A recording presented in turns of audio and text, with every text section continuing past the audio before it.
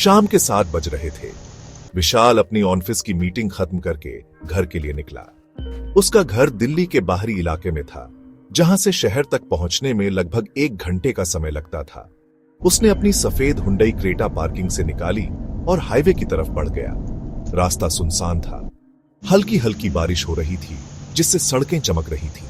विशाल ने कार का radio on किया, लेकिन कुछ देर बाद उसे अजीब सा एहसास हुआ, मानो कोई उसे देख रहा हो। उसने रियर व्यू मिरर में देखा, लेकिन पीछे सिर्फ अंधेरा था। उसने इस ख्याल को झटक दिया और गाड़ी चलाने लगा। कुछ ही मिनटों में उसे सामने एक बुजुर्ग औरत खड़ी दिखी, जो हाथ से इशारा कर रही थी। विशाल ने गाड़ी रोकी और शीशा नीचे किया। बेटा, क्या तुम मुझे थोड़ी दूर छोड़ सकते हो? औरत ने धीमी आवाज में कहा। विशाल को थोड़ा अजीब लगा, लेकिन उसने सोचा कि इस बारिश में किसी बुजुर्ग को छोड़ना सही रहेगा। उसने दरवाजा खोल दिया और औरत चुपचाप पीछे की सीट पर बैठ गई। आपको कहां जाना है? विशाल ने पूछा। बस थोड़ी दूर, औरत ने संक्षिप्त जवाब दिया।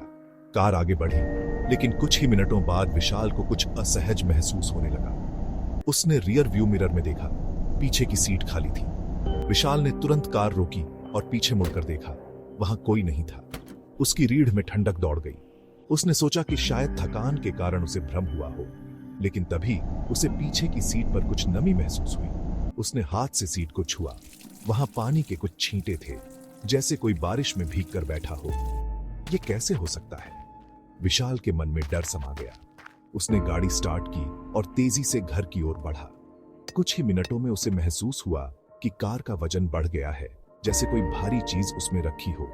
उसकी सांसें तेज हो गई। अचानक कार का रेडियो अपने आप ऑन हो गया और उसमें से धीमी आवाज में किसी औरत की हंसी सुनाई देने लगी। विशाल ने घबराकर रेडियो बंद करने की कोशिश की, लेकिन बटन काम नहीं कर रहे थे। विशाल घबराकर गाड़ी चलाता रहा, लेकिन उसे महसूस हुआ कि वह उसी सड़क पर बार बार आ रहा है। मैं इस रास्ते पर पहले ही 3 बार आ चुका हूं, उसने खुद से कहा। उसे समझ नहीं आ रहा था कि यह सब क्या हो रहा है। उसने अपने फोन का जीपीएस चेक किया, लेकिन स्क्रीन पर सिर्फ एक ही शब्द बार बार आ रहा था, टर्न बैक।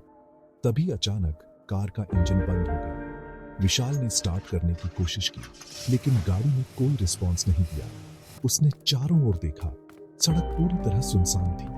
वह गाड़ी से बाहर निकला और बोनट खोलकर देखने लगा। तभी पीछे से किसी ने धीमी आवाज में कहा, क्यों रोका? विशाल ने तुरंत पीछे देखा, लेकिन वहां कोई नहीं था। डर के मारे विशाल कार में वापस बैठा और फिर से स्टार्ट करने की कोशिश की। इस बार गाड़ी स्टार्ट हो गई और वह पूरी ताकत से एक्सीलेटर दबाकर वहां से भाग निकला।